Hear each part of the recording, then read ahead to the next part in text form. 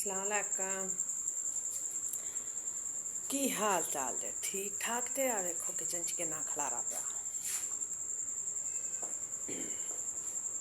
ਅੱਲਾਹ ਤਾਲਾ ਤੁਹਾਨੂੰ ਸਭ ਨੂੰ ਆਸਾਨੀਆਂ ਬਾਂਟਣ ਦੀ ਤੌਫੀਕ ਤੇ ਖੁਸ਼ੀਆਂ ਦੇ ਮੁਸ਼ਕਲਾਂ ਆਸਾਨ ਕਰਦੇ। ਅੱਲਾਹ ਤਾਲਾ ਸਾਡੇ ਮੁਲਕ ਪਾਕਿਸਤਾਨ ਨੂੰ ਆਪਣੀ ਹਿਫਜ਼-ਏ-ਅਮਾਨ 'ਚ ਰੱਖੇ। ਮੈਂ ਕਹਿੰਦੀ ਹਾਂ ਕਿ ਮੈਂ ਇੰਨੀ ਪੜ੍ਹੀ ਲਿਖੀ ਨਹੀਂ ਹੈ। ਮੈਨੂੰ ਇੱਕ ਪੜ੍ਹੇ ਲਿਖੇ ਬੰਦੇ ਦੀ ਜਿੰਨੀ ਕਿ ਉਹਨੂੰ ਇਨਫੋਰਮੇਸ਼ਨ ਹੁੰਦੀ ਹੈ ਨਾ, ਉਹਦੇ ਮੁਤਾਬਕ ਪੂਰੀ ਇਨਫੋਰਮੇਸ਼ਨ ਨਹੀਂ ਹੈ। ਗੱਲ ਸਮਝ 'ਚ ਆਉਂਦੀ ਹੈ। ਇਹ ਮੈਨੂੰ ਦੱਸੋ ਕਿ ਇੱਕ ਬੱਚਾ ਪੈਦਾ ਕਰਦੀ ਹੈ ਮਾਂ,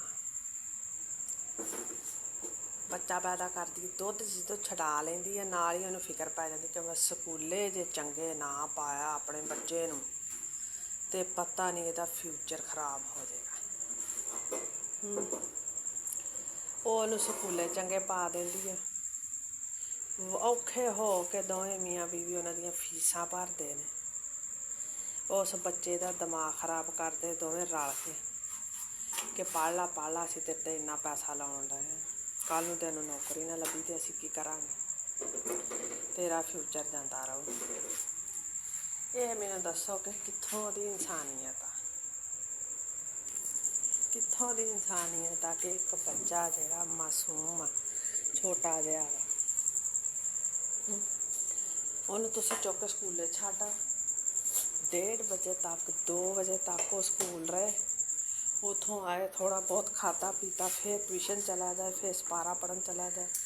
ਸੁਬਾਹ ਅੱਖ ਖੁੱਲ੍ਹਣ ਤੋਂ ਰਾਤ ਅੱਖ ਬੰਦ ਹੋਣ ਤੱਕ ਬੱਚਾ ਮਾਂ ਤੋਂ ਦੂਰ ਆ ਅਤੇ ਤਰਬੀਅਤ ਮਾਂ ਨੇ ਕਰਨੀ, ਚੰਗੀ ਮਾੜੀ ਮਾਂ ਨੇ ਦੱਸਣੀ।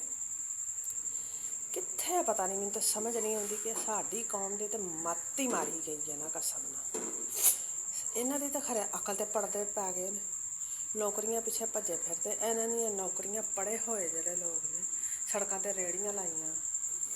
ਅਤੇ ਜੇ ਗੱਲ ਨਸੀਬਾਂ ਦੀ ਹੈ ਜੀ, ਸਾਡੇ ਲੋਕ ਜਿਹੜੇ ਨਸੀਬ ਨੂੰ ਬੜਾ ਕਹਿੰਦੇ, ਨਸੀਬਾਂ 'ਚ ਨਹੀਂ ਸੀਗਾ, ਕੁਛ ਵੀ ਹੋ ਗਿਆ, ਆਪਣੇ ਕਰਤੂਤ ਵੀ ਹੋਏ ਤਾਂ ਵੀ ਨਸੀਬਾਂ 'ਚ ਨਹੀਂ ਸੀ ਹੈਂ। ਅਤੇ ਦੱਸੋ ਜੇ ਨਸੀਬਾਂ 'ਚ ਨਹੀਂ ਅਤੇ ਫਿਰ ਇੰਨੇ ਪੈਸੇ ਲਾਉਣ ਦਾ, ਸਾਰੀ ਉਮਰ ਉਸ ਪਿਓ ਦੀ ਕਮਾਈ ਉਜਾੜਨ ਦਾ, ਆਪਣੀਆਂ ਨੀਂਦਾਂ ਹਰਾਮ ਕਰਨ ਦਾ, ਉਸ ਬੱਚੇ ਦਾ ਜ਼ਿਹਨੀ ਸਕੂਨ ਖਰਾਬ ਕਰਨ ਵਿੱਚ ਕਿਹਦਾ ਸਭ ਤੋਂ ਵੱਡਾ ਕਸੂਰ ਆ? ਦੱਸੋ। ਹਕੂਮਤ ਦਾ ਹੈ ਹੀ ਹੈ, ਸਾਰਿਆਂ ਨਾਲੋਂ ਵੱਡਾ ਹੱਥ ਹਕੂਮਤ ਦਾ। ਜਿਹੜੇ ਬੈਠੇ ਨੇ ਨਾ ਉੱਤੇ ਅਫਸਰ, ਜਿਨ੍ਹਾਂ ਨੇ ਤਾਲੀਮ ਦਾ ਨਿਜ਼ਾਮ ਸੈੱਟ ਕਰਨਾ, ਉਹ ਸੁੱਤੇ ਨੇ, ਬਲਕਿ ਉਹ ਪਤਾ ਨਹੀਂ ਉੱਤੇ ਹੈ ਵੀ ਆ ਕੋਈ ਕਿ ਨਹੀਂ ਹੈ। ਉਹਨਾਂ ਨੂੰ ਤਾਂ ਕੋਈ ਪਤਾ ਨਹੀਂ, ਉਹਨਾਂ ਬਸ ਆਪਣੀਆਂ ਵੱਧੀਆਂ ਤਨਖਾਹਾਂ ਲੈਣੀਆਂ, ਉਹਨਾਂ ਨੂੰ ਕਿਸੇ ਨਾਲ ਕੁਛ ਨਾ ਲੱਗੇ, ਨਸਲ ਅਗਲੀ ਜਿੱਥੇ ਜਾਂਦੀ ਜਾਵੇ। ਇਹ ਦੱਸੋ ਕਿ ਮੈਨੂੰ ਇੰਨੀਆਂ ਪੜ੍ਹਾਈਆਂ, ਇੰਨਾ ਪੈਸਾ ਲਾਇਆ, ਇੰਨੀਆਂ ਬੇਸਕੂਨੀਆਂ ਬੱਚਿਆਂ ਲਈ ਪੈਦਾ ਕਰਕੇ ਉਸ ਤੋਂ ਬਾਹਰ ਨੌਕਰੀਆਂ ਦੀ ਤਲਾਸ਼ 'ਚ ਜਾਣਾ, ਅਤੇ ਚਪੇੜਾਂ ਦੀ ਤਾਂ ਲੋੜ ਮਾਂ ਪਿਓ ਨੂੰ ਆਉਣਾ ਕਿ ਕਾਹਦੇ ਲਈ ਜਿਹੜੀਆਂ ਯੂਨੀਵਰਸਿਟੀਆਂ ਵਿੱਚ ਘਲਾਉਂਦੇ ਆ ਅਤੇ ਕਾਹਦੇ ਵਾਸਤੇ ਇੰਨਾ ਪੈਸਾ ਬੱਚੇ ਦੇ ਪੜ੍ਹਾਈ 'ਤੇ ਲਾਉਂਦੇ ਆ। ਕਰਨਾ ਤਾਂ ਉਹ ਕੁਛ ਹੀ ਆ ਆਖਰ ਬੱਚੇ ਨੇ, ਜੋ ਕੁਛ ਇਸ ਮੁਲਕ 'ਚ ਹੋਣ ਡਿਆ। ਬਿਹਤਰ ਇਹੋ ਹੀ ਆ ਕਿ ਆਸਾਨੀ ਨਾਲ ਜਿੰਨਾ ਪੜ੍ਹਾ ਸਕਦੇ ਜੇ ਪੜ੍ਹਾਓ। ਆਪਣੀ ਸਕੂਲ ਦੀ ਟਾਈਮਿੰਗ, ਜਿਹੜੇ ਉੱਤੇ ਬੈਠੇ ਹੋਏ ਸਾਹਿਬ ਇਖਤਿਆਰਾਤ ਨੇ ਨਾ, ਉਹਨਾਂ ਦੀ ਜੇ ਅਕਲ 'ਚ ਗੱਲ ਆ ਜਾਵੇ, ਕੋਈ ਉਹਨਾਂ ਤੱਕ ਪਹੁੰਚ ਜੇ ਗੱਲ ਕਿਸੇ ਮਾਂ ਪਿਓ ਦੀ, ਖਰੇ ਮੇਰੇ ਵਰਗੇ ਹੋਰ ਵੀ। ਹੁਣ ਮੈਂ ਤਾਂ ਜਾ ਕੇ ਮਾਸਟਰਾਂ ਸਤਾਨੀਆਂ ਦੀ ਇੰਨੀ ਬੇਇੱਜ਼ਤੀ ਕਰਦੀ ਹਾਂ, ਤਾਂ ਕਹਿੰਦੇ ਖਰੇ ਇਹ ਬੁੱਢੀ ਕਿੱਦਾਂ ਦੀ ਹੈ, ਇਹਨੇ ਆਪਣੇ ਬੱਚੇ ਨੂੰ ਨਹੀਂ ਪੜ੍ਹਾਉਣਾ, ਇਹ ਤਾਂ ਖਰਾਬ ਕਰਨ ਡਈ ਹੈ, ਤੁਸੀਂ ਉਹਦੀ ਜ਼ਿੰਦਗੀ ਬਰਬਾਦ ਕਰਦੇ। ਮੈਂ ਕਿਹਾ ਬੇਵਕੂਫ ਲੋਕੋ, ਤੁਸੀਂ ਕਰਨ ਡਏ ਜੇ ਸਾਰਿਆਂ ਬੱਚਿਆਂ ਦੀ ਰਲ ਕੇ, ਤੁਹਾਨੂੰ ਇੰਨੀ ਮੱਤ ਨਹੀਂ ਹੈ। ਕਿੱਥੋਂ ਇੰਨੀਆਂ ਨੌਕਰੀਆਂ ਆ ਜਾਣੀਆਂ? ਸਾਡੀ ਤਾਂ ਹਕੂਮਤ ਪਿੱਟਣ ਡਈ ਕਿ ਨੌਕਰੀਆਂ ਹੈ ਨਹੀਂ ਗੀਆਂ। ਤਾਂ ਦੱਸੋ ਕੀ ਕਰਨਾ ਬੱਚਿਆਂ ਦਾ? ਸਵੇਰੇ 'ਚ ਬੱਚਾ ਜਾਵੇ, ਟਾਈਮਿੰਗ ਸਕੂਲ ਦੀ ਇੱਕ ਠੀਕ ਕਰਨ ਦੀ ਲੋੜ ਆ। ਸਕੂਲ ਵਾਲਿਆਂ ਨੂੰ ਵੀ ਚਾਹੀਦਾ ਕਿ ਉਹ ਵੀ ਗੌਰ ਕਰਨ ਇਸ ਤੋਂ। ਉਹ ਬਸ ਆਪਣੀ ਤਨਖਾਹ ਲੈਂਦੇ ਆ ਤੈਨੂੰ, ਉਹਨਾਂ ਨੂੰ ਜੇ ਕਹੀਏ ਨਾ ਸਾਡਾ ਬੱਚਾ 12 ਵਜੇ ਘਰ ਹੋਣਾ ਚਾਹੀਦਾ, ਅਤੇ ਉਹ ਕਹਿੰਦੇ ਆ ਕਿ ਜੀ ਬੀਬੀ ਤੇਰਾ ਦਿਮਾਗ ਖਰਾਬ, ਟਾਈਮ ਤਾਂ 1:30 ਵਜੇ ਦਾ। ਤਾਂ ਮੈਂ ਕਿਹਾ ਮੈਂ ਟਾਈਮ ਨੂੰ ਕੀ ਕਰਨਾ, ਮੇਰਾ ਬੱਚਾ 12 ਵਜੇ ਘਰ ਹੋਣਾ ਚਾਹੀਦਾ। 8:30 ਸਕੂਲੇ ਆਇਆ ਵਾ, ਜਿਹੜੀਆਂ ਤੁਸੀਂ ਕਿਤਾਬਾਂ ਉਹਨੂੰ ਪੜ੍ਹਾਉਣ ਡਏ ਜੇ, ਮੈਨੂੰ ਪਤਾ ਉਹਦੇ ਗਾਂ ਕੰਮ ਨਹੀਂ ਆਉਣੀਆਂ, ਕੀ ਫਾਇਦਾ? ਘਰ ਰਹੇਗਾ, ਕੋਈ ਚੰਗੀ ਮਾੜੀ ਸਿੱਖੇਗਾ, ਕੋਈ ਬਾਹਰ ਖੇਡੇ ਮੱਲੇਗਾ, ਲੋਕਾਂ 'ਚ ਬਵੇ ਉੱਠੇਗਾ, ਤਾਂ ਕੋਈ ਚੰਗੀ ਮਾੜੀ ਮੱਤ ਆਊਗੀ।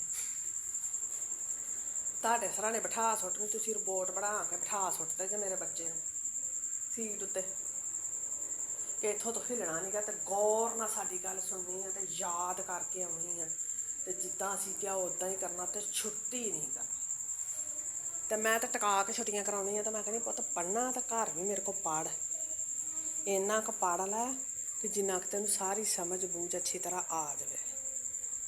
ਮੈਂ ਤੈਨੂੰ ਕੋਈ ਨੌਕਰੀ ਨਹੀਂ ਕਰਾਉਣੀ, ਠੀਕ ਹੈ। ਅੱਲਾ ਕਰੇ ਕਿ ਸਾਡੇ ਮਾਂ ਪਿਓਾਂ ਨੂੰ ਵੀ ਸਮਝ ਆ ਜਾਵੇ। ਜਦੋਂ ਇੰਨਾ ਪੜ੍ਹ ਕੇ ਅੱਲਾ BA ਕਰਕੇ ਵੀ ਰੇਹੜੀਆਂ ਲਾਉਣੀਆਂ ਨੇਗੀਆਂ, ਤਾਂ ਉਸ ਤੋਂ ਪਹਿਲਾਂ ਕਿਉਂ ਨਹੀਂ ਬੰਦੇ ਨੂੰ ਸਮਝ ਆ ਜਾਂਦੀ। ਆਪਣਾ ਆਪ ਵੀ ਜਾੜਦੇ, ਘਰ ਵੀ ਜਾੜਦੇ, ਇੰਨਾ ਪੈਸਾ ਵੀ ਲਾਉਂਦੇ, ਪਿਓ ਵਿਚਾਰੇ ਕਮਾ ਕੇ ਸੜਕਾਂ 'ਤੇ ਮਰ ਜਾਂਦੇ ਆ, ਰੁੜ ਜਾਂਦੇ ਆ, ਮਾਵਾਂ ਮਰ ਜਾਂਦੀਆਂ ਨੇਗੀਆਂ। ਤੇ ਹੱਥ 'ਚ ਕੀ ਆਉਂਦਾ? ਰੇਹੜੀ ਦੇ ਉੱਤੇ ਆਪਣੇ ਪੱਲੇ ਜੋਗਾ ਵੀ ਕਮਾਉਣ ਨਹੀਂ ਰਿਹਾ ਹੁੰਦਾ ਕਿ ਜਿਹੜਾ ਆਪਣੇ ਪੱਲੇ ਪੈ ਜਾਏ।